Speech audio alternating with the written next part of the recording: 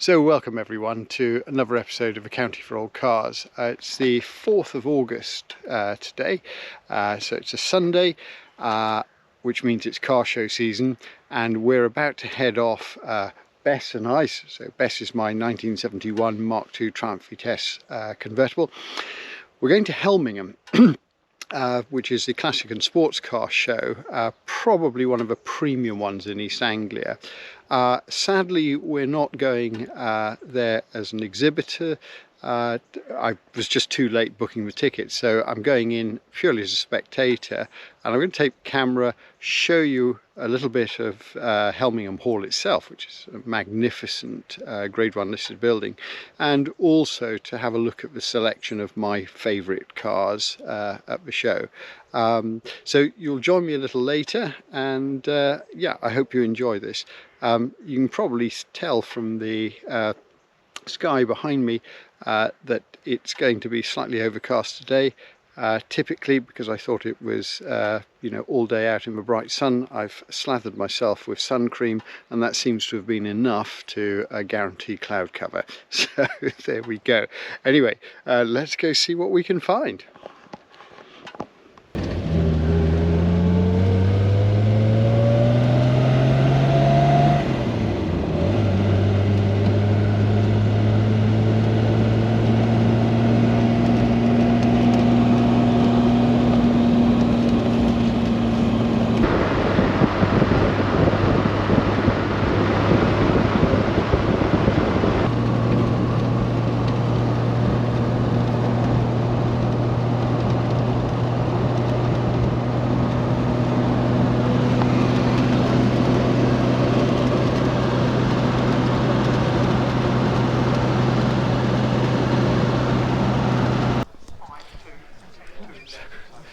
So as you can see, we're just coming into the main part of the show, and we're in the concourse field here, which we'll have a look at in a minute. But I just want to give you an idea of Helmingham Hall itself, which is this fantastic Tudor moated Grade 1 listed country house. And for those of you who are interested in architecture, this is one of the sort of finest examples of brick-faced Tudor architecture in Suffolk. It's sort of right up there, I think, with Summer Leighton, although it's on a much smaller scale, of course. But I'll just sort of bring the camera around so you can get a sort of sense of our immediate surroundings. We're just looking down over the concourse area and then into the sort of wider field of cars. But we'll go through and take a close-up look at some of these ones first. Later on, we'll have a look at the concourse, so difference between concourse and concourse, but the concourse is the driveway run from the main hall down to the gates, and we'll get to see some of these cars in action as we go. But for the moment, we'll just have a little sort of walk along the line and see what we've got. So starting off with a pair of Austin Healey. So we've got a Healey 100, and then it's sort of bigger 3-litre straight 6 sibling, the big 3000. Because this is a classic and sports car event, you'll see we've got sort of more modern cars such as the Nissan 370 Nismo V1. It's a rather lovely 1937 Rover 14 Sports Saloon, and a Di Tommaso Pantera, which is a very rare sight. Anyone who subscribes to the YouTube channel number 27 will be aware of the history of Di Tommaso. So we've got again 1990s Jaguar XKR, Very pretty 911 Carrera. So this is, according to the label, an RS recreation from 1973. Very clean lines, actually. I can already say that this is going to be one of my favourites of the show, which is the Mark II Cortina Lotus. And this again is from 1969. I know that it's almost sacrilege to say that you prefer the Mark II to the Mark I, but for me this is just a beautiful, beautiful car, and I just love the simplicity of the three-box design here. Just have a little look inside, and that is just immaculate. I think the wood rim steering wheel alone would be enough to entice me, but very, very clean. And next to that, probably the best iteration arguably of the MR2, and this one's got its roof removed. Lovely shade, and that really does look showroom fresh. That's beautiful. 1968 VW Deluxe, lovely Beetle, and that also, as you can see, belongs in the concourse. That is absolutely immaculate. Just have a little look at the back of this car. Yeah, I love the colour of this one. So this is the later 1500 engine, but beautiful. For fans of modern supercars, we then have a McLaren. I just have to give you a quick close-up of the rear end of this. You see the size of the wheels and discs here, but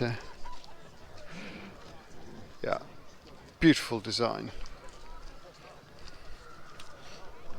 Now, from the sublime to the ridiculous, maybe, and we've got an early Morris Marina 1.3 in perfect hearing aid brown or beige.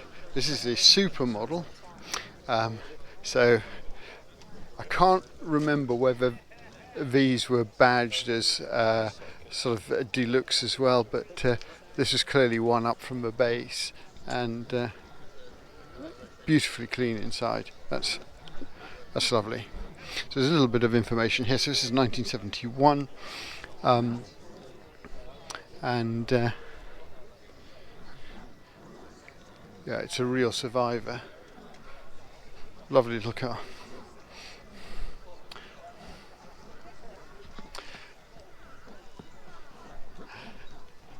And something different. A Lincoln Continental from 1948, and it's interesting to consider what the Americans were doing in 48 compared to some of the cars being produced by this country, where we were very much sort of breathing on old pre-war designs. The Americans were really making a difference in terms of automotive technology, and you can see the sort of beginnings of a chrome-laden look, which would really sort of go all the way through the 1950s until 1960s. But yeah, this is fabulous. So you've got the big wings here, minus the running boards, and this sort of style at the back that would later be known as a sort of Continental kit, with top hinge boot and spare wheel, huge bumpers.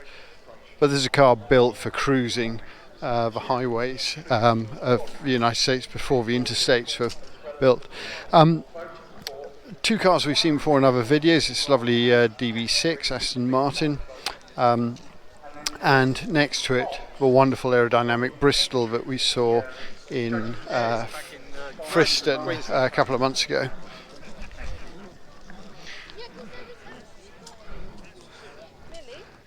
So this is, I think, one of the last of the DB series, 1970, and yeah, beautiful colour. So something a little more stately is the 1925 Rolls-Royce 20 Saloon.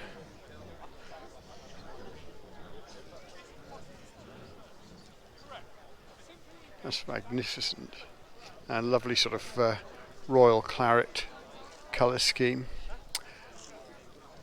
And across here, two of my favourites. We've got this wonderful Rover 12 Tourer. This is from 1947. So again, very interesting to compare that with the Lincoln Continental. There's just a year between us, and a whole Atlantic Ocean. But the difference in style and sort of technology, one feels very much pre-war, the other one almost space age. We'll come and have a look at the interior of this wonderful Rover, and that's absolutely beautiful. And then just moving across, we've got a car that I've never heard of before. This is an Oakland 40 HP Tourer from 1912, and that is absolutely fantastic. Sorry, do go ahead. Lovely grey coachwork with sort of pinstriping. Very clean, simple interior. But it looks supremely comfortable, and you'll notice again this is wearing its original wooden spoked wheels, so not even the sort of later artillery wheels here. This is still very much from the age of coach building and carriage making, I suspect. High ground clearance, perfect for unmade roads, and yeah, everything's accessible. You don't even need an inspection pit to work on one of these. But yeah, lovely to see a proper brass area car.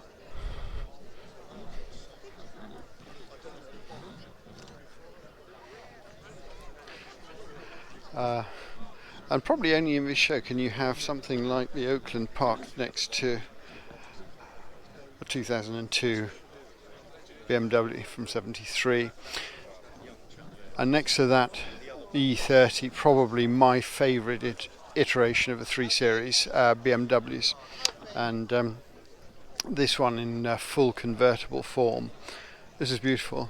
This is the most desirable, the 325i fuel injected. We'll just have a look. Sadly for me it's an automatic, but even so, lovely car and a fantastic colour. That's absolutely beautiful.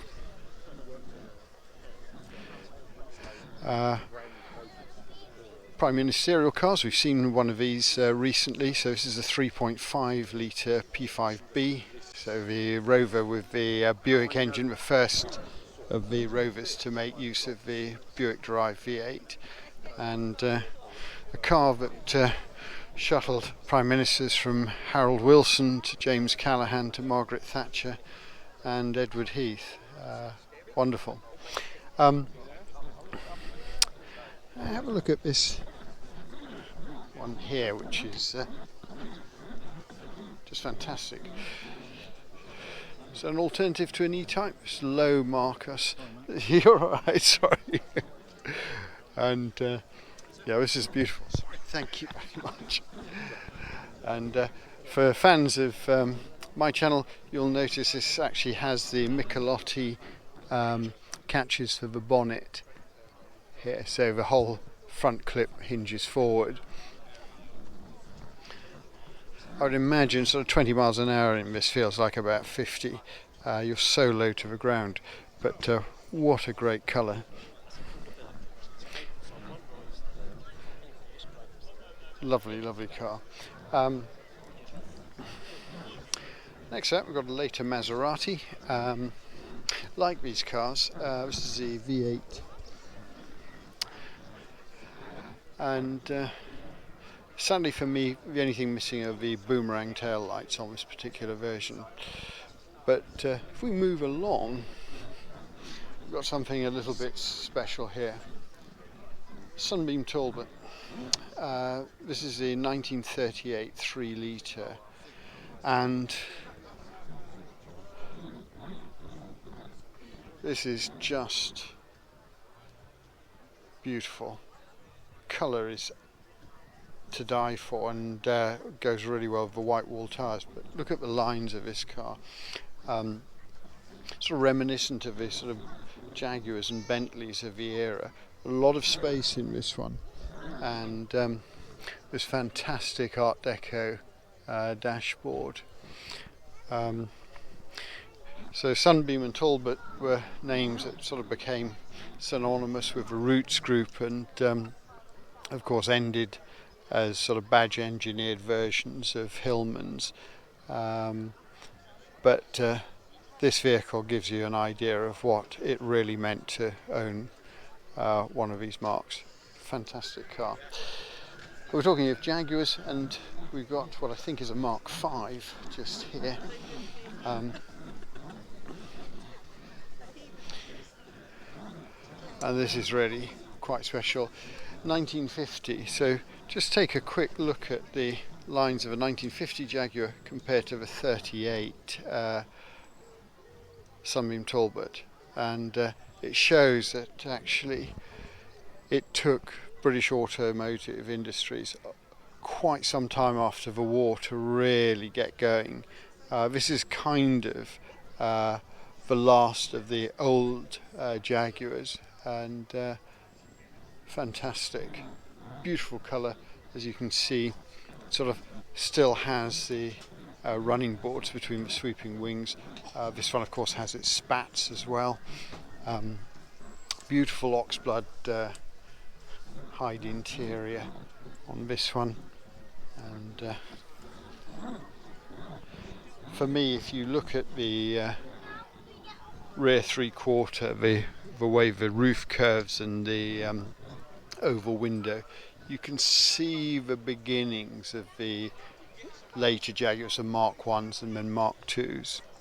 Again, we've got a couple of MGBs, so Roadster and the GT, but this little Austin's caught my eye. So this is the 1953 Austin A40 Somerset. These would have been a common sight in the 1950s, and they seem to sort of have disappeared more recently, but I've noticed that there's a sort of resurgence, it seems to me anyway, in interest in 1950s cars, and this is lovely. It's a sort of the grown-up version of the A35 when you look at its lines and styling. Again, just inside, I don't know if you can see with reflections, but this is a column change. I think these were 4-speed manuals, but you might know different. I don't think they were 3-speed. I think they were all 4-speed, but plenty of room in the back. Proper family car. So coming to 1990s, and we've got a Volkswagen Scirocco, not a Scirocco, a Corrado, I should say, the VR6. Yes, I was a decade behind there.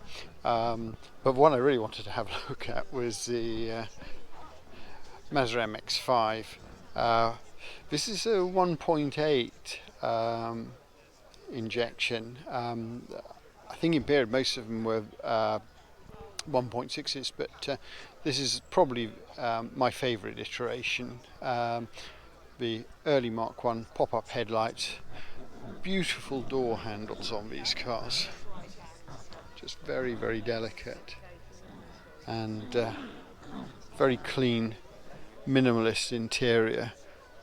But this car exists for one purpose only, and that is to have the greatest amount of fun for the least amount of money. and Jaguar 3.4 Mark II.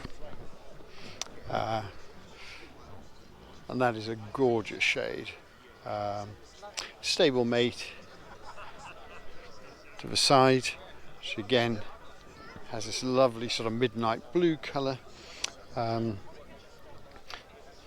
So again, this is 3.8 with a few leopards scattered in the interior. Great fun. I don't think I can really sort of walk past this. And I last saw this 2 years in the future. This is a gull-winged Northern Ireland built John DeLorean car with probably one of the most interesting automotive histories of any marque at any time. Fabulous stainless steel finish. Just give you a quick look inside.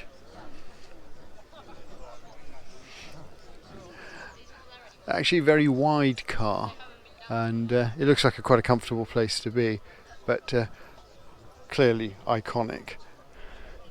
And then this is parked next to the Lamborghini Diablo. Again, just showing that there's more than one way to open your doors. I'll have a quick look at the inside of this one here. I love this sort of Ferrari-esque open gate gearbox. It's a bit like a sort of fighter cockpit here, with all the instruments sort of curved towards the driver, and then this very, very low front end. Looks like it's trying to hoover the grass here. And then of course we have the iconic 1970s Countach, all white leather. Again, a sort of an origami piece of styling. And then 1961 Alvis TD21 drophead.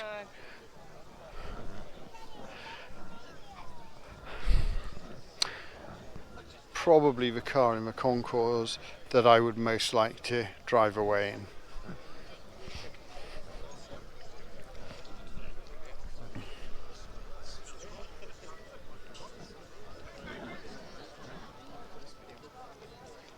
Wonderful dashboard, and I love the Marshall speaker here. I assume they only made amplifiers for guitars, but every day's a school day. Whoops.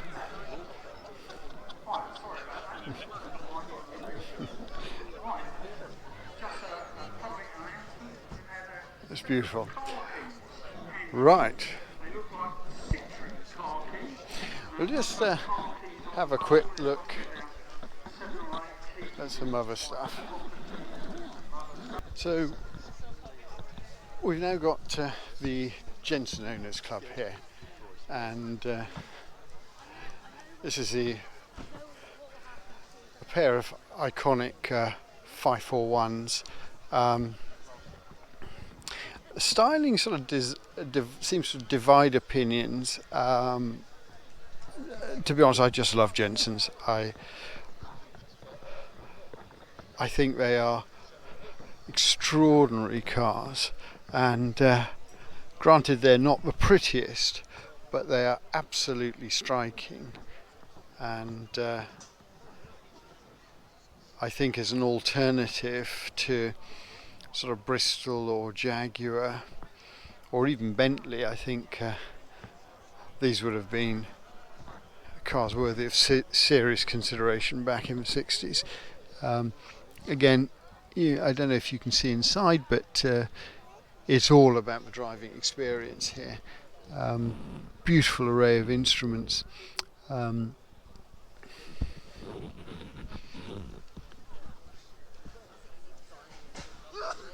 I think the darker colour probably suits this body style, and I think the single tone colour particularly. but yeah, very, very nice. A couple more. These are the sort of later Jensen sports cars, and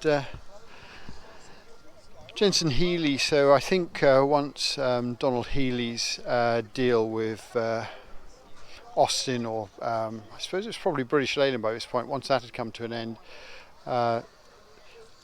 Healey and Jensen teamed up, and this was really the last throw of the dice, I think, for both probably. There's a sort of a hint of TR6 in the camtail, and potentially Spitfire along the flanks.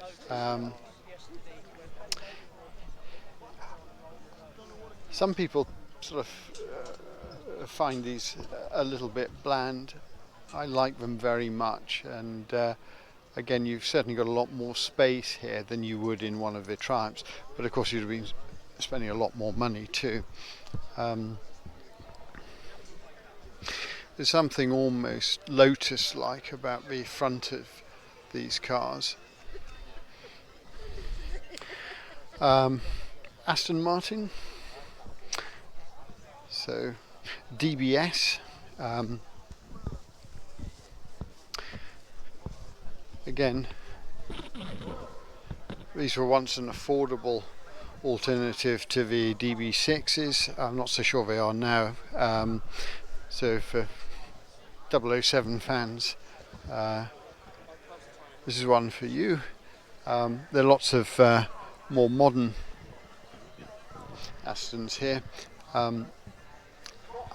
but I'm ashamed to say they don't hold a great deal of interest to me, but I'll walk along the line, and if you're a fan, you can let me know in the comments. BMW E36, so this is the iteration after the E30. Nice looking cars. I have to say I probably prefer the one next to it, which is the 46 version, which is a car that I had for many years and actually completed 200,000 miles in mine. Wonderful cars in both iterations. Things are probably just worth just reflecting on the development of the style and having a look at the point at which BMW styling house runs out of steam, which I'm sorry to say would be this one here for me. Yeah, let me know what you think. Right, let's have a little look at some cats. So we're into the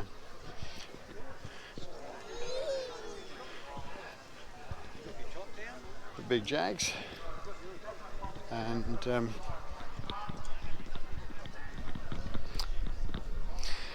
this, I guess, one of the last of the XJ6s of this sort of square body type.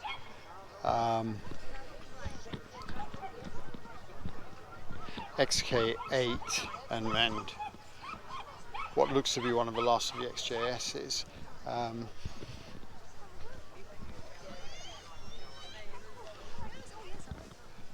But to have a look at a real one,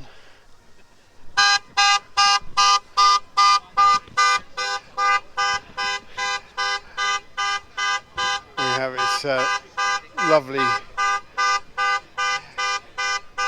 65 E-Type Series 1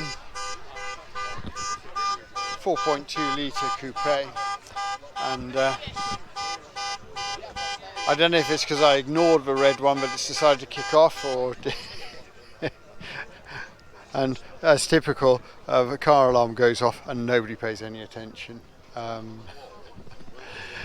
Right, this is something very unusual. The 420G, an enormous Jaguar, and perfect for the American market, but simply in its day far too large really for British roads, and especially British garages. You know, these just simply wouldn't fit in the average garage of an English house, but so sumptuous inside.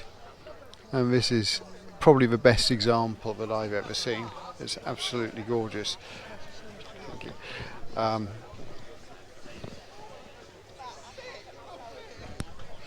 Have a look at this wonderful engine bay, these triple SUs. I mean, this really does look factory fresh. And just looking at the detail here, the NGK labelled spark plug leads as well. This is gorgeous. The owner's really done some fantastic work with this car.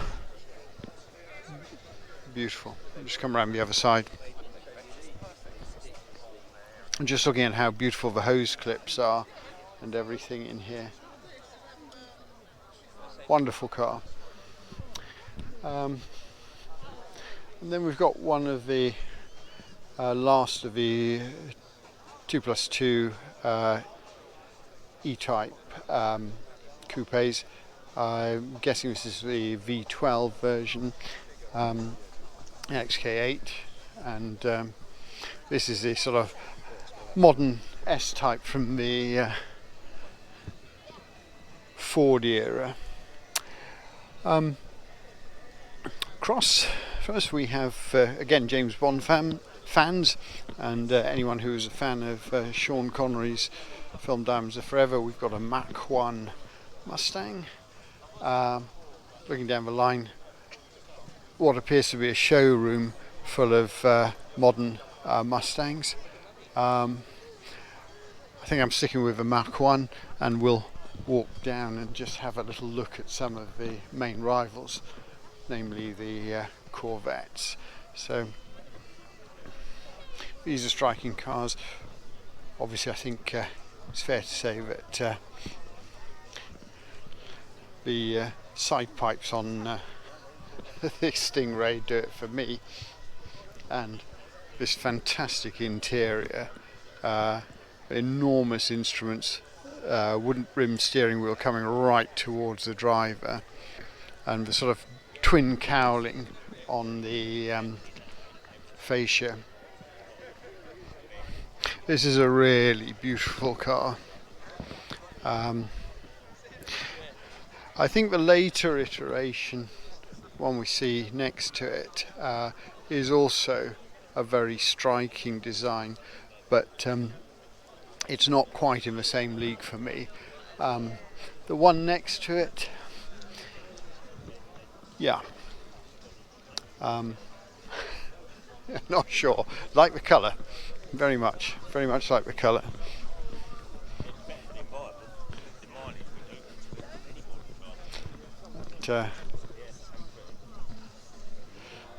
It just shows you the passion for American cars and American sports cars that there is in this country. And you know, when I was young, people would have said, "Oh, it's ridiculous having cars like this. It's far too big for the British roads." But these, of course, are now modest in comparison to the size of the SUVs, but regularly get themselves stuck down the little highways and byways of Suffolk. Again, we can have another look at the cockpit of this Corvette, and again it's a similar idea of these enormous instruments, and again the sort of the steering wheel coming right in towards the driver's chest. So this one from about 1971, I'm guessing. Here. And then the T-bar roof. Here. So this is the C3, according to the literature. Those of you who watched this channel before know that my knowledge on American cars is limited.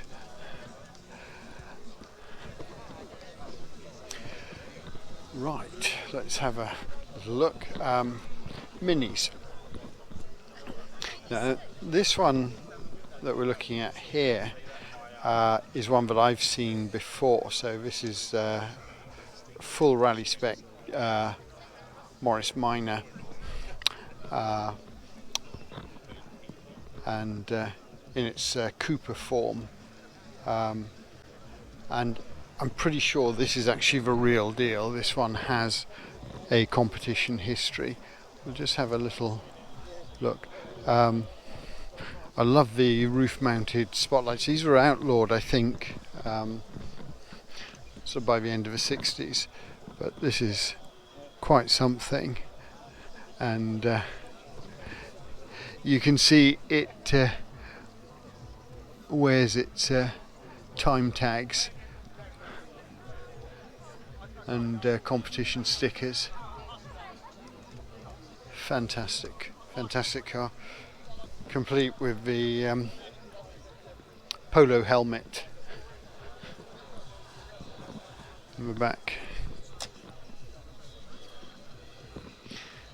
So the sign says that it was a competitor in the 1964 Monte Carlo Rally.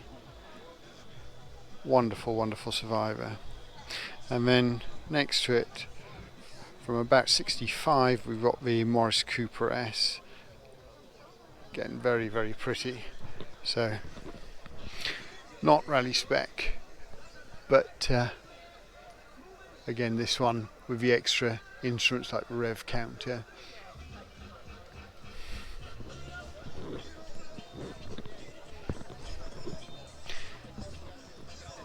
And then we've got the later iteration, early 1960s, again Cooper S, and another Cooper S, and what I think is an Innocenti. So actually this is quite a good way to have a look at the A series engine and to understand the sort of the design genius of Isagonis in terms of being able to turn this little engine from the A35 Austin sideways and still manage to squeeze the twin SU carburetors in the back there. I sort of wonder how well the open air filters work at the back there, because presumably it gets pretty warm there, and it would be sort of ideal if you get sort of cold air ducting to them, but clearly the designers thought more about that problem than I've done. So yeah, lovely full sunroof as well. And just going to come on to this beautiful looking example, which again you can see is completely stripped out inside, complete with roll cage. Wonderful colour scheme. When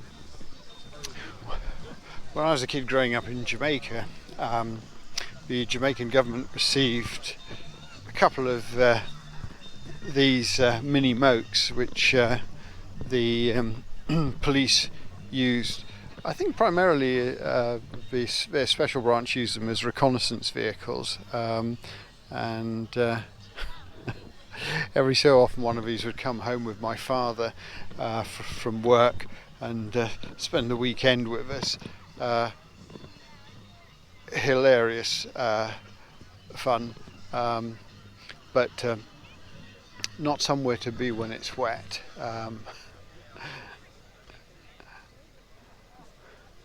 But yeah, I think they were intended for the military originally, but for whatever reason I don't think the British Army could find an application for these cars. So this one again from 1968. I think they've been quite popular in places like Australia, and you can understand why, but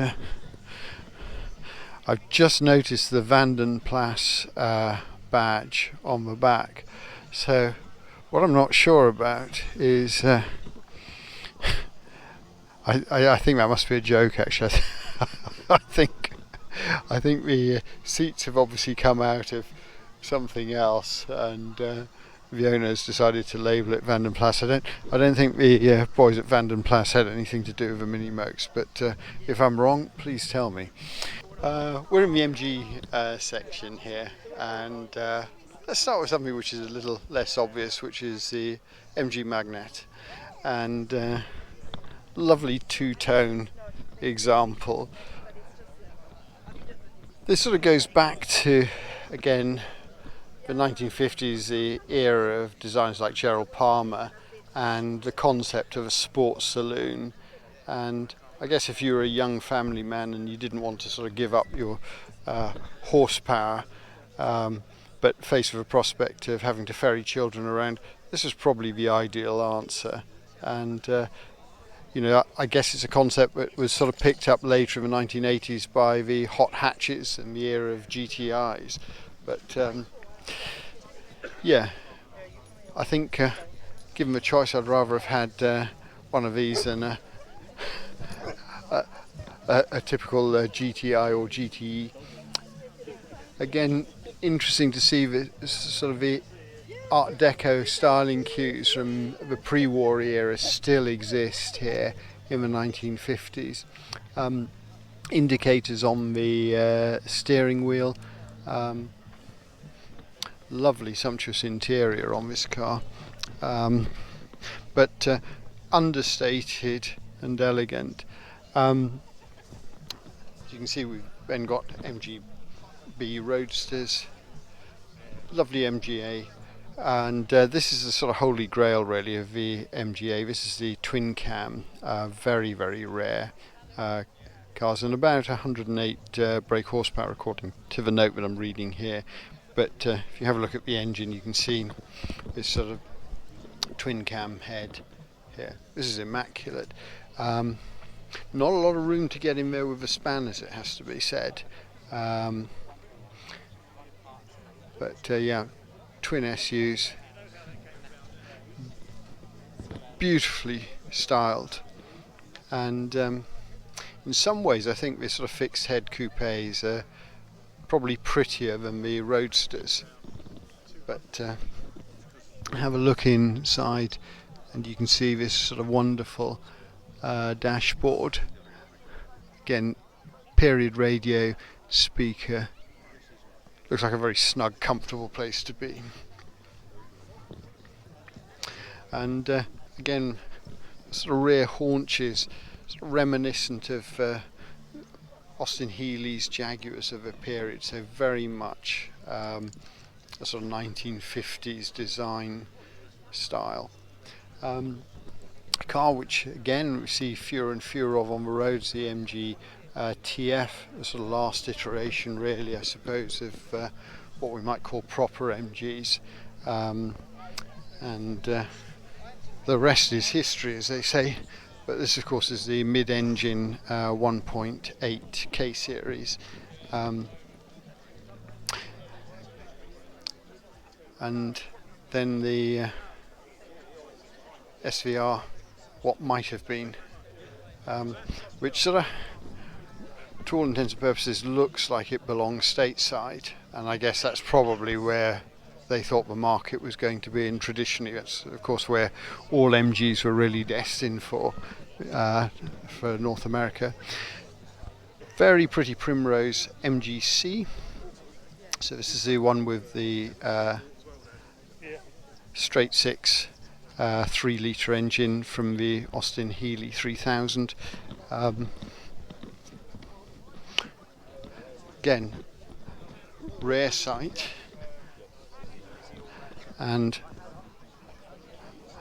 this one's got a very clean cockpit, sporting a sort of more modern stereo system in it. But I think from a marketing point of view, it was a bit of a loss because of the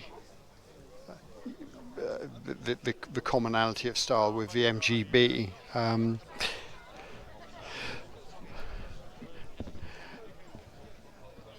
then we've got the MGR V8 from the early 1990s, which was effectively a reinvention of the MGB, pretty much a sort of same body shell architecture with the Rover V8. It's got a beautiful wooden walnut dashboard, leather upholstery inside. It somehow feels more like a boulevard cruiser than an out and out sports car to me, but nice colour. We're talking about Magnet, and we saw the 1950s one, and this is the Farina version, and this again is a beautiful colour, this sort of aqua blue. So we're looking really at the design changes between the early 50s and then the late 1950s, beginning of the 60s here. But in fact, just looking at this one, I realise this is from about 1966, and presumably the last iteration of the Magnet. Beautiful car. Just bring the camera around. I'm trying to think what the collective is for a group of stags, but what could we say? A bachelor night of stags, my goodness. This one here, which is Mark II with its white walls and wire wheels. This is a real show car. And have a look at chrome in here. This is quite something. And again, we're looking at the sort of original 3-litre V8 lump, which sort of unhappily came from the welding together of 2 slant 4s. These engines sound beautiful, and this car is just fantastic. So this is the auto box. The wind brakes that this car and the one next door to it have seem to have been a popular addition in the last sort of 20 years, but in period they didn't exist. But I think it does make a big difference if you're in the front seats, so the sort of cold wind coming down the back of your neck.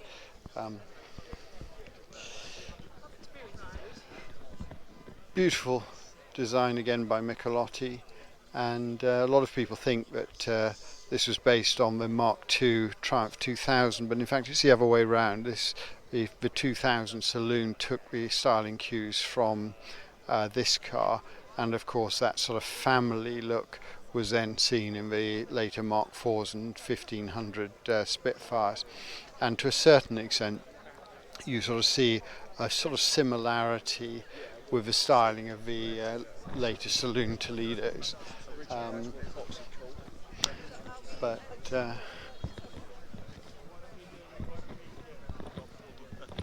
just have a sort of wander down the line. This one's been modified in period, so it's wearing a spoiler.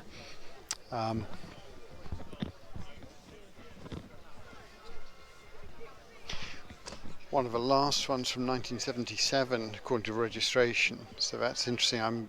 I believe production stopped in 76, so I'm guessing this one must have hung around in a dealer's showroom. By 76, the sort of reputation for blown cylinder heads, blown head gaskets and warped cylinder heads had really sort of put pay to the idea of these cars being economically viable for British Leyland. But I think for some reason they captured the hearts of their owners, and they still remain one of the prettiest cars of the 1970s, in my opinion. just a little look to the 1980s, and we're in with the Toyota MR2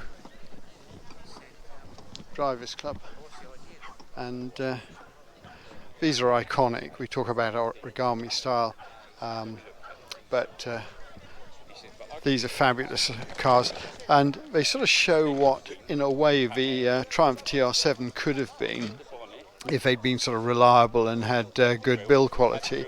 But you have a look at the engine on this one, sandwiched in here. This is beautifully done, and looks like there's some modification has gone on with this particular example, which you can have a look at in here. But by contrast, we've got a stock engine. Again, it's an immaculate example. Very smart interior, and again, just enough room for a sort of soft bag of luggage for weekends away. Very pretty cars, and as we saw earlier with the MR2 Mark II that came later, the whole character of the car in terms of the sort of size and driving experience, I think, changed with the later model, which I suspect sort of felt more like a cruiser than an out-and-out sports car. But these look like the best fun ever. Alphas, well, what can we say? We saw one or two Alphas at Friston. I'll give you a quick sort of walk through. I love the colour of this GTV, and the interior of this one. One of my favourite 1970s coupes. Obviously the 2000 Spider. I think we might have seen this exact one at one of the other shows, but again, you just get a view of the interior here, and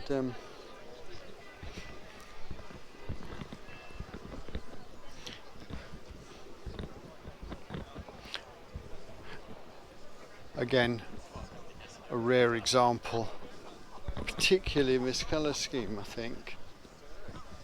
So the Giulia 2000, and I love actually the way they've mounted the rear number plate. Sort of gives you a true sense of the way that rear panel curves in. It's a gorgeous little car.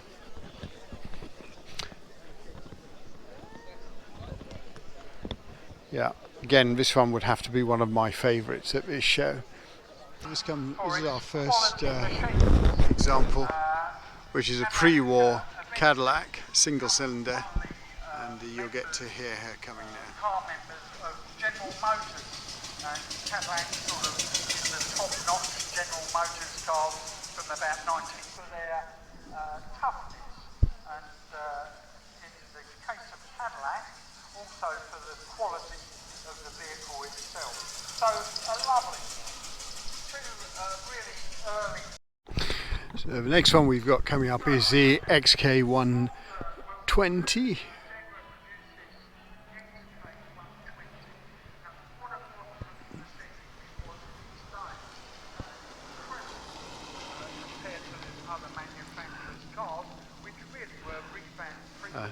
You get a sense of the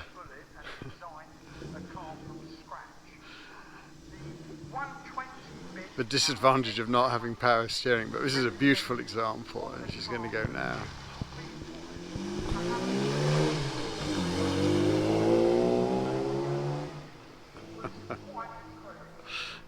So at the top of the drive, the show commentator is interviewing each car driver before it comes down, and he's very good actually. He gives a sort of potted history of the marque and the model, and then asks the driver or the owner questions about his vehicle before sending him down.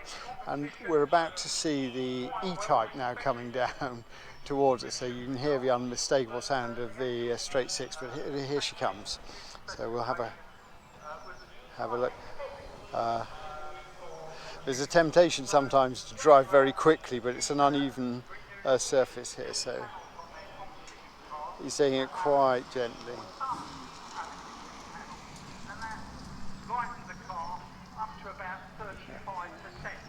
It's a very nice car. So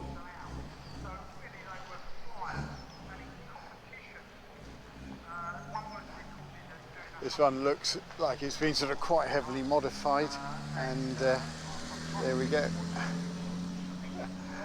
Great number plate, 3300 HP. So the next one we've got is a 911 993 from 1995. Here she comes. She's showing a full horsepower there, but you just got to be careful that the undulations don't catch you out. Yeah, very nice.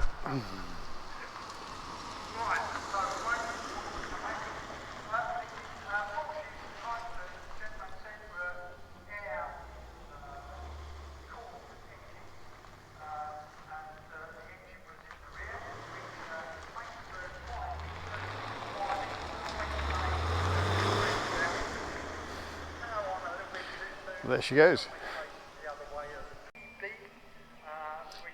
So the car that America fell in love with, the MG Midget and TC.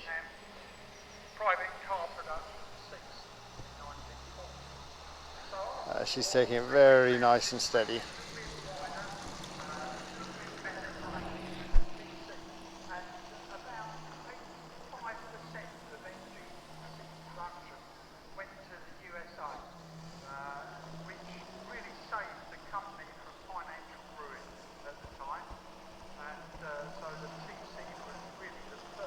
She sounds absolutely wonderful, like a little sewing machine. Followed by the MCCD wider, but they still retain the 1250cc X-Pack engine. The next one coming down is the 2.9 V6 engined Corrado. I think this is the one we saw earlier, and here she comes.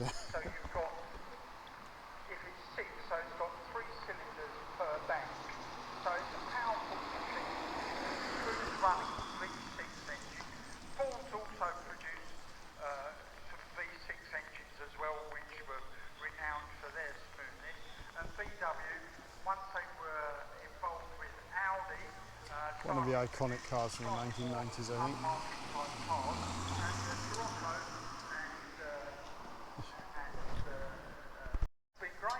So the next one is the Mazda MX-5 Mark 1 that we saw earlier with the uprated 1.8 litre engine. And he was just telling the commentator that his top speed in this car is about 120. But I bet it feels a lot faster than that. Gorgeous. Immaculate paintwork on this car. I would say it's probably the best example of the first iteration of MX-5s that I've seen in a very long time. Top speed of 123 miles an hour. I think the 0 to 60 time in about 8.9 seconds, just under. So the next one we're going to see is an unusual Mazda Kai-Car based model, which apparently was designed in the UK but produced in Japan with gull-wing doors. I don't think I saw this one in the early video, so I'm just translating what the commentator's saying, and we'll wait for this one to come down. So being a Kai-Car, it has limited capacity, but 3 cylinders, and very interesting. motor where you want it, and that's brilliant. I mean, what power? Yeah, it's a very striking little car. Charged as well, so probably around about, I guess, about 90, perhaps 100 miles an hour. Probably fuel consumption, probably about 50 to the gallon. This almost feels like a forerunner of the smart cars. Probably about 6 or 7 seconds. Very, very neat little design. What an interesting vehicle. And Again, I imagine a lot of fun with very limited horsepower.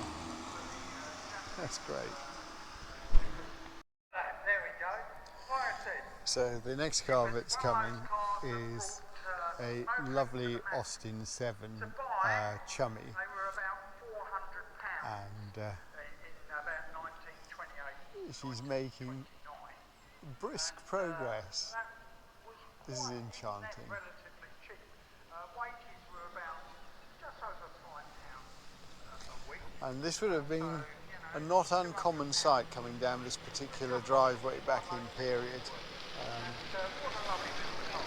Austin, a little bit about the history of Austin. William Austin. So 3-speed crash gearbox apparently. So a lot of double declutching. And I think the brakes were more of a sort of concept than a reality on these. There she goes.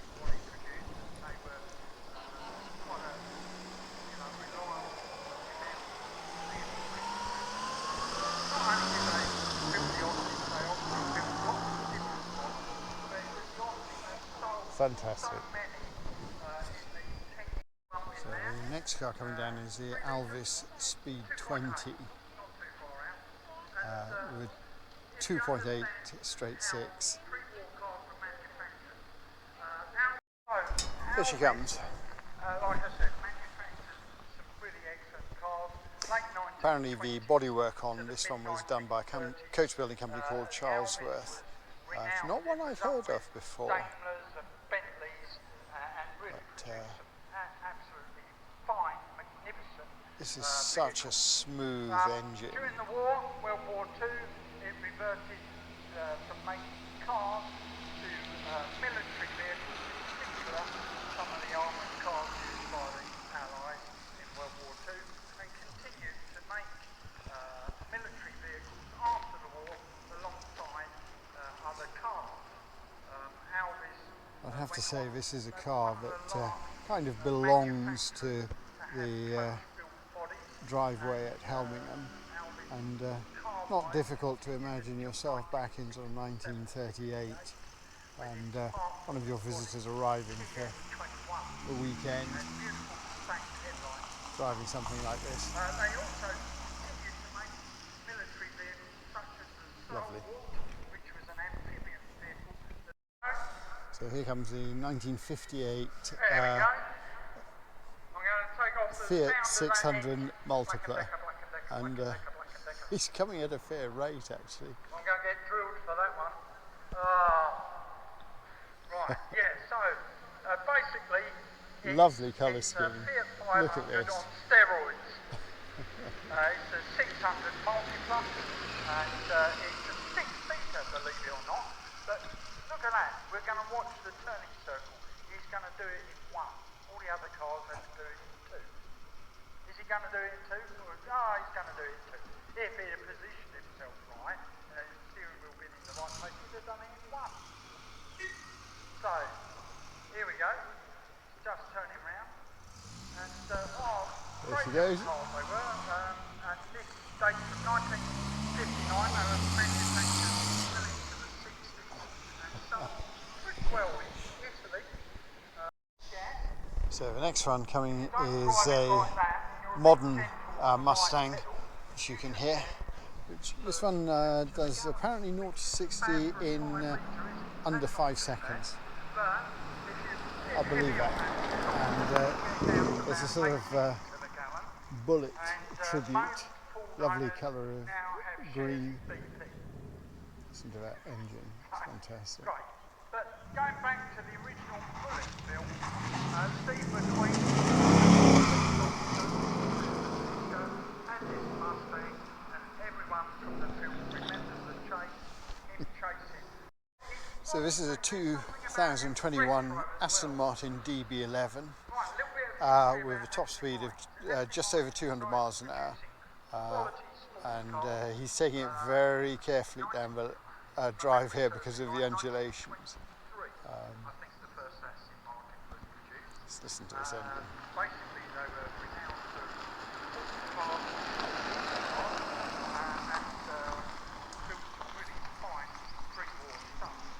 The company got into quite serious financial problems and were bought out by a Mr. David Brown, hence Aston Martin DB after the before now. David Brown actually owned a tractor manufacturing organisation. So we've had a little glimpse of the concourse, and we'll pick up on that maybe a little bit later if there's time, but I'm just going to go back to the routes area of the show because there's some very, very pretty cars there that I want to share with you. So we'll make our way down and have a look at those. The routes cars, and the first one that we come across at this end is the 1967 Sunbeam Tiger. So this is the V8 or Ford V8 engined version of the Alpine. So I'll show you this lovely little Roots Group badge on the tail, but it's an elegant little car, very, very pretty. And we then have the sort of stablemate, this lovely 1750 Alpine, and I think actually sort of Alpines entered the public consciousness after the film Dr. No. It's one of the sort of first Bond cars. But yes, this is absolutely beautiful. Again, typical of Roots, beautifully laid out instrument panels here, and sort of very nice fitting finish. Something really rare is this Sunbeam, bodied by Superleggera tooling, and this one is a Sunbeam Venezia. So this is, according to the notes I'm reading here, one of only 3 right-hand drive versions produced between 63 and 65. Again, it's sort of almost reminiscent of the Alvises and the grabber-bodied cars. You see it's coach built and beautifully slender A and C pillars. Large glass house area, and then the touring Superleggera badges just on the back there. It's really set it off a special car, and of course the Italian style square number plates. That is lovely. Another car that we've seen before, which is again the drop head Sunbeam Rapier. I think we saw this one at Friston. It's good to see this one here again today. Again, just have a little look inside the cockpit. Again, as we were saying earlier, lovely dashboard and original or period radio. And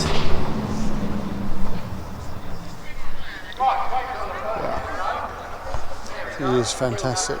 Another Tiger, which again is absolutely immaculately produced. Wearing its namesake on the windshield.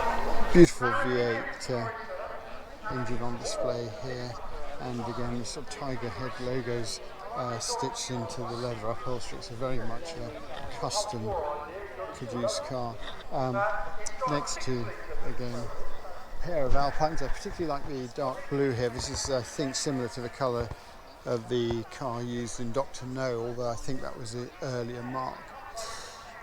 Car which was once part of sort of UK street furniture, an Avenger estate These were cars which I can remember being used by TV rental companies, ideal for sort of transporting sort of white goods. My middle school woodwork teacher had one, which he used to sort of carry timber in the back. This is an extraordinary survivor. This is one of the last of the Avengers, really, by this point.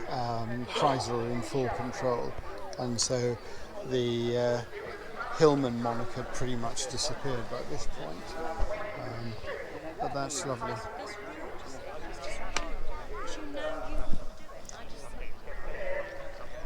So again, we have another Alpine, and then this one, which I think may be a Harrington coupe. So it's badged as a Le Mans, and just trying to see. Unfortunately, we don't have any notes on this particular car, but it's a great coupe style. The back end is reminiscent actually of the Bond cars from the same sort of era, as in the Bond Equipe. So I'm guessing there's a bit of maybe fiberglass work going on here. If you know differently, please do tell me. And then of course this beautiful aqua blue Alpine. It's very splendid actually with its mohair hood. Again, lovely instrument panel and steering wheel. I'm not sure if this was a standard colour in period, but it definitely suits this car. Just looking up from the field, we've got some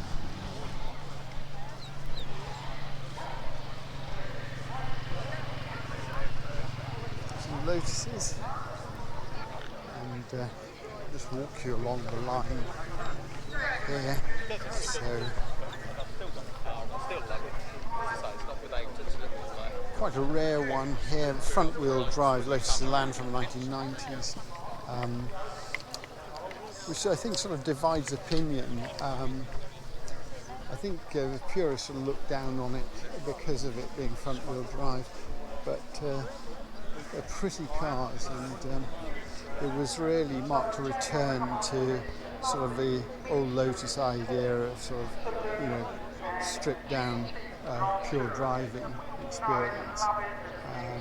The Esprit having really represented the era before of sort of more supercar in terms of styling and the idea of GT cruising. But yeah, that's lovely. And then coming across here we have this gorgeous two-tone Elite. So again, from about 1968, and this represents the ultimate sort of Lotus for me, along with the Europa, which was the mid-engined car from about 1972, I think. And these cars sort of synonymous really with Lotus's Formula One success in the early 70s with the black and gold livery John Player Special cars, certainly in my mind anyway. But you can see here the engines are right up against the back seats, and again we've got a little bit of room for soft luggage here, but this is absolutely beautifully prepared, lovely car.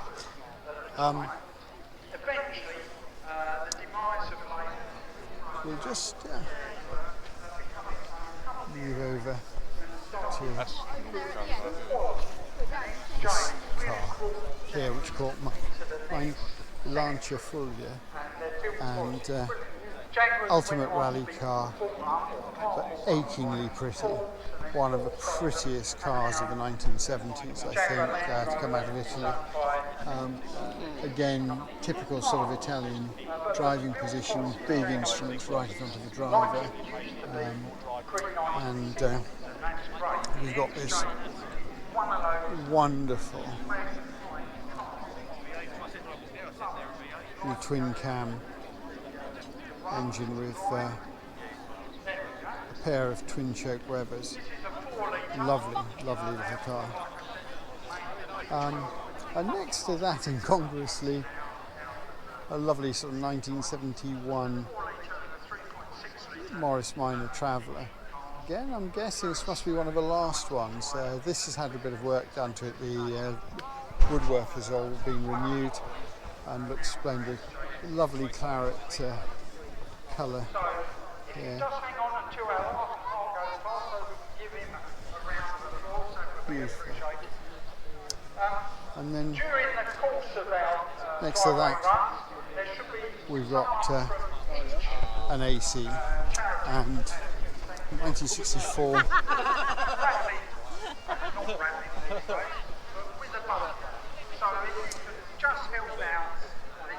beautiful 280 cubic inch Ford V8 block. This is one of the real Shelby Cobras, and probably the car that made Carroll Shelby world famous. Very, very rare to see one of these. There are lots of copies, obviously, but this is fantastic.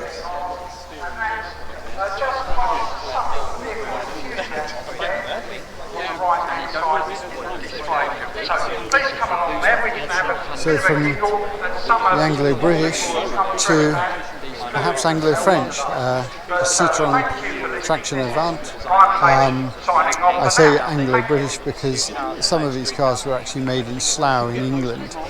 This one looks to have been a French-built car, and one of the most technically advanced pre-war cars of its era, front-wheel drive, typical Citroën, low-slung, beautifully suspended car, and bags of room. It's again one of my favourite cars here at the show. It's splendid.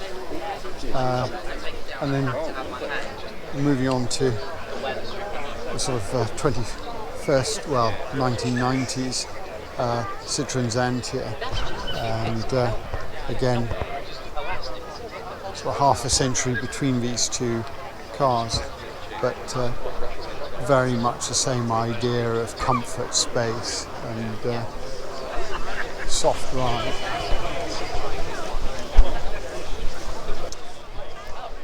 For the JDM enthusiasts,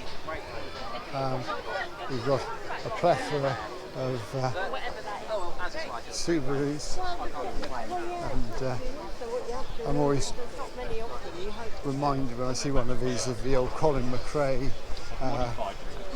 motto, if in doubt, flat out, and I think all of these cars sort of probably inspire that kind of approach to driving. It's coming up towards the BMW car club, and we've got some shark nose examples of the 6 Series cars here. And these really are beautiful coupes. I think anyone who drove something like this, particularly the Alpina version, would have had red braces and a Filofax day, and probably an enormous brick mobile phone. This one is actually a stunning example. Beautiful interior, and again, a BMW breathed on by Alpina. You can see the little Alpina logos here on the wheels.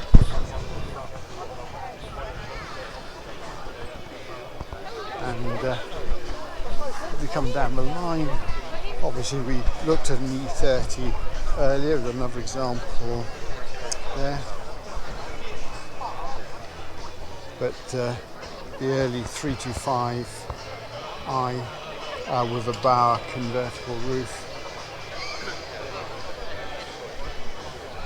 And yeah, you sort of feast your eyes on these sharp noses. I've never had it. Yeah, there is. I always think about Always back into the main field, and my attention's been grabbed by the brass era car. So the Cadillac that we're looking at here is the one we saw coming down the concourse. We can get a closer look at this one, because I don't think I mentioned the... Yeah, so this is, well, 1904, I'm guessing it is, yeah, because it's a London to Brighton competitor. And, Yeah, good. that is absolutely lovely. And then next we've got a 1903 car complete with baskets. Sort of almost... This is the 1903 Ford Model A, and we're almost in this sort of curved dash Oldsmobile era here. So radiator right out front. Actually a very nice looking car, and you can see the simplicity of the design, but very easy to work on, which I guess is what was needed at the time. The MGTC that we saw, the Austin Chummy, Mark 1 Fiesta, and then again Gran Turismo GTV 2000 Veloce Alfa Romeo, beautiful colour. But next to that, much more importantly, we've got a 1360 Triumph Herald from about 1969, which is up for sale for £3,500. Gosh, it doesn't seem like much money at all.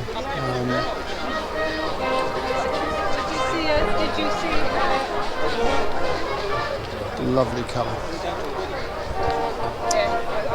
Behind that, we've got a two-tone 1965 Triumph Herald 1200. This is one we have seen before. And Volvo P1800E Coupe. This is a beautiful example. Again, have a little look at the interior of this car. But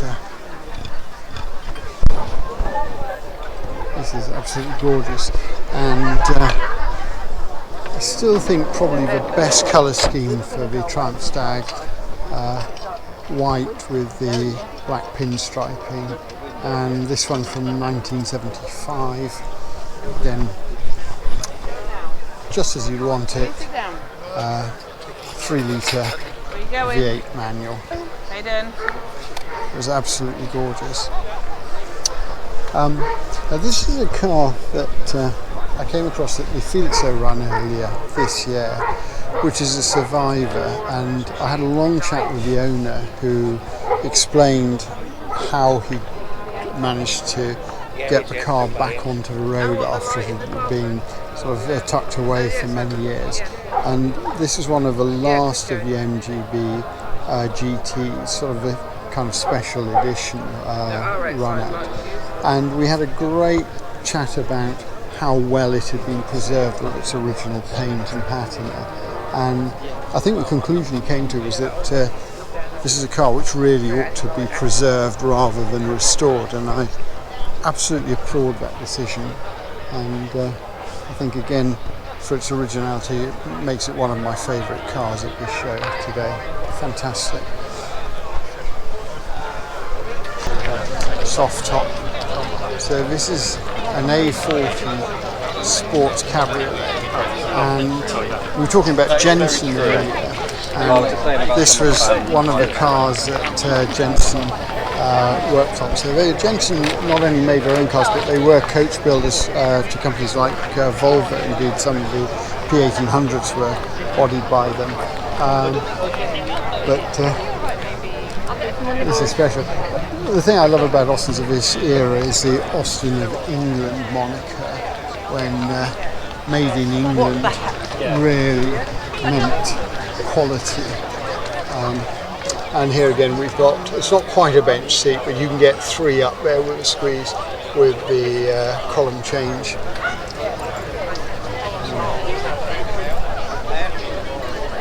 This is lovely, and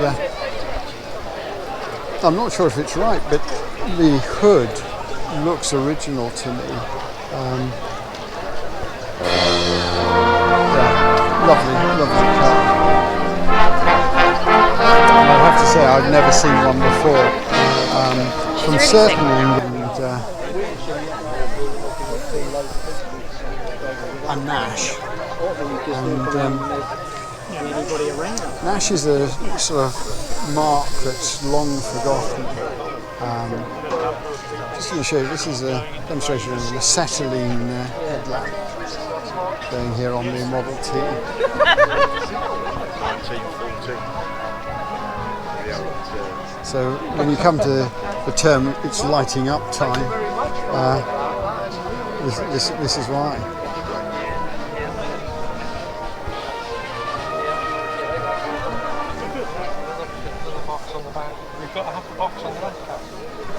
One of my favourite Triumphs, the GT6. This is the Mark II, which I think is probably the best iteration of the GT6. So the straight 6 2-litre engine from the Vitesse, but better oriented rear suspension, so probably really the best version to have in terms of handling. And this is a very nice example. What I love to see about this car is that it doesn't have its the modern Minolite. They've kept with the original steel wheels and the Rostyle trims, and it looks all the better for it. Beautiful car. Modern Mini. I think we'll She doesn't need to build. leave that one behind. MG Midget, glorious colour. This is a beautiful restoration, and re-upholstered and carpeted to match the colour scheme. That is lovely. And again we've got another Sunbeam Tiger, and you can probably see what I mean when you contrast the wheels on the Tiger, the alloys, with the steel wheels on the Mark III Spitfire. So we've talked about the Tigers before, so we'll just have a look at this lovely Mark III Spitfire. This to me is the ultimate Spitfire, the last of the round tails. 1300 engine. This one's wearing the correct steering wheel, which would have been standard for the TR4s and the Vitesses in period. This is a very, very pretty car, and I've probably said in one of my other videos, when Michelotti was asked which design during his illustrious career he was most proud of, his answer was the Spitfire, and I can see why. It is.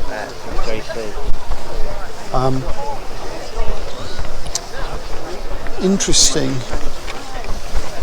car here, so a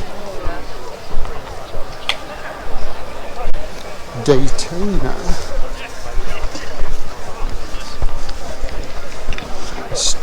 So a Studebaker Daytona. Never seen one of these. Isn't that fantastic? The styling of the back end, the sort of stacked styling, reminds me a little bit of a front end of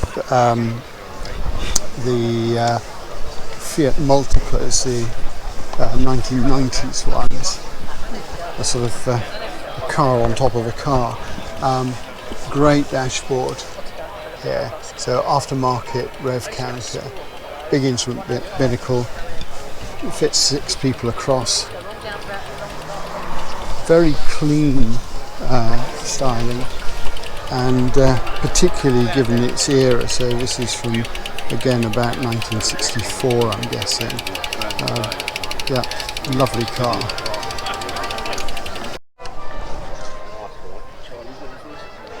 So we're sort of back with the every day, and Mark II 4-door Cortina. I can't tell from the badge which version. Is it? What model is it? 1300 Deluxe. It's beautiful. Thank you. So the owners very kindly allowed me to have a look in. So this is a 1300 Deluxe model, and you can see a beautiful interior.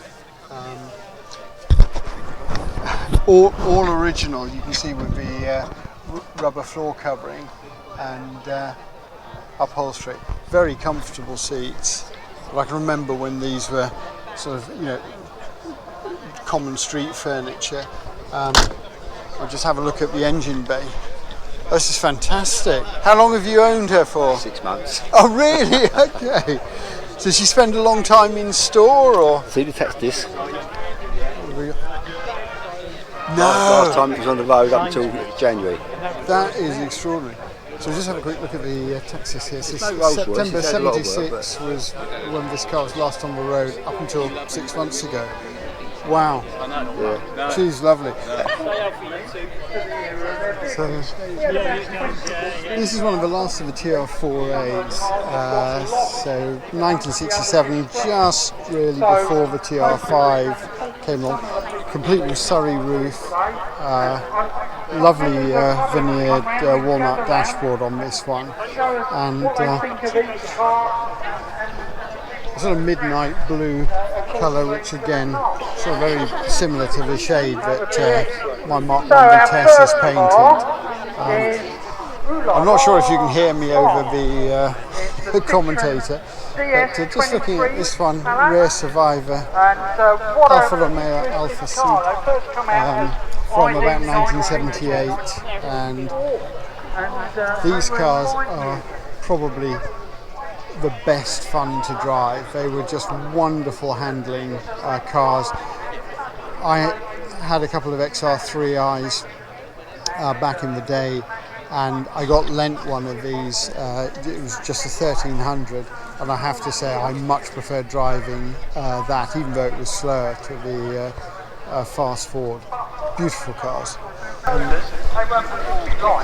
This one looks to me like a DB4. So the obviously precursor to the DB5. Lovely colour. Again, look at the upholstery in this. Deeply patinated. This has never been restored inside. I think it's had paint, but clearly this is a car which is used, and all the better for it. That's absolutely beautiful. Another example that really caught my eye is this beautiful Ford Zephyr, and I think it was the immaculate paintwork in the duotone with the white wall tyres, but this really is a fantastic example. So 3-speed, actually I assume it's 3-speed column change, it might have been 4-speed by this time, but bench seats at the front, and this has been beautifully restored, reupholstered, 1959, and just a little bit of knowledge. In East Anglia, between 1940 and lovely 1945, there was 154 air bases. You just think 154. the other one which I've just noticed, which must be one of the rarest here, is the Daimler Conquest drop-head roadster, as it's labelled, and If you come from Aylesworth, you sort of come there that dual. this comes from the Docker era, Lord and Lady Docker era of Daimlers. And you can kind of see some of this sort of Jaguar XK120 lines in it, but the ends are sort of exaggerated in this version. And of course Daimler was not owned by Jaguar in this era. This I think goes back to the sort of days of BSA. But yeah, wonderful wide open cockpit, and again this is a pre-selector gearbox.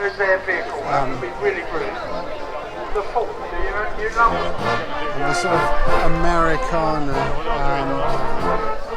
styling with the tail fins, it almost looked like an afterthought on this car. But the things about Helmingham is there is a sort of parade of stalls where you can get all sorts of things from sort of candles to pies and cheese. You can sort of see there's like an avenue of local traders, and they're very good. And I did also see a couple of cars for sale, and I was tempted, and I thought probably better not, but I have bought a couple of things, and not that I actually need any more information, but particularly books by Graham Robson are always worth collecting, especially as the great man himself is no longer with us. So this has really been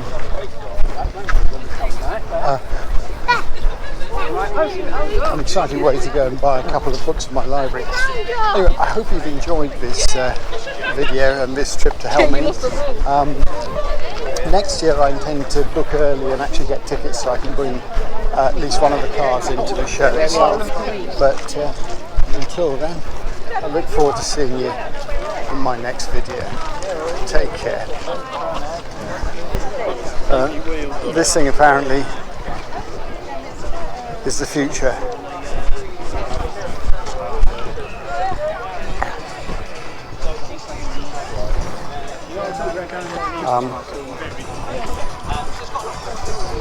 I feel bad about saying this, but